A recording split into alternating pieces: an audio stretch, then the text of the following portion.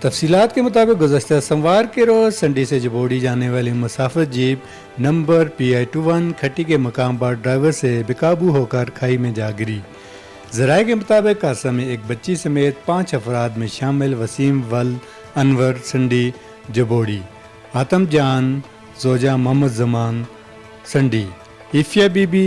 دختر Muhammad Zaman سکنہ سنڈی جبوڑی، حزہ be be زوجہ محبوب سنڈی، زیتون بی بی زوجہ محمد جان سنڈی جبوڑی جاں باغ ہو گئے ہیں، جبکہ زخمیوں میں محمد رفاقت ول خانی زمان سنڈی جبوڑی، محمد جان ول احمد سنڈی جبوڑی، فدا حسین ول محمد نذیر سنڈی، زیتون بی بی زوجہ خانی زمان سنڈی،